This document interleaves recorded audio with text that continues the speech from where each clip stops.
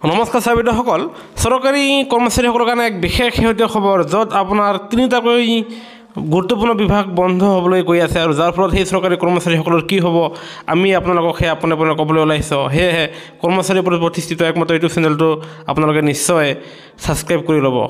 চাবিদসকল আপোনালোকে জানে আমি কৰ্মচাৰীসকলৰ প্ৰতিটো শেহতীয়া খবৰ লৈ আহোঁ যাৰ ফলত ৰাজ্য চৰকাৰৰ অধীনৰ তিনিটাকৈ বিভাগ বন্ধ হ'বলৈ গৈ আছে আৰু সেই বিভাগ তিনিটা হ'ল এমপ্লয়মেণ্ট এক্সচেঞ্জ IWT আৰু দ্বিতীয় বিভাগ আৰু এই অফিচবোৰ এতিয়া দৰকাৰ নাই বুলি মাননীয় মুখ্যমন্ত্ৰী জনাইছে। তেখেতে কৈছে যে এই বিভাগকেইটা এতিয়া ডিজিটেলাইজ কৰা হৈছে আৰু এতিয়াৰ পৰা আপোনাৰ প্ৰশিক্ষণ কেন্দ্ৰসমূহে প্ৰদান কৰিব আপোনাৰ লাইচেঞ্চ।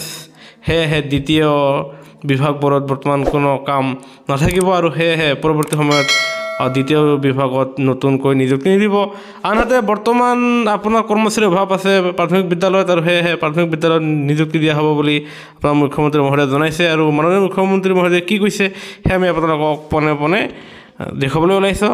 আমি লগতে জনাইছোঁ যে বন্ধ হ'বলগীয়া সেই তিনিটা বিভাগৰ অধীনৰ চৰকাৰী কৰ্মচাৰীসকলৰ একো নহয়, তেওঁলোকে আপোনাৰ কৰ্তব্যত নিয়োজিত হৈ থাকিব পাৰিব।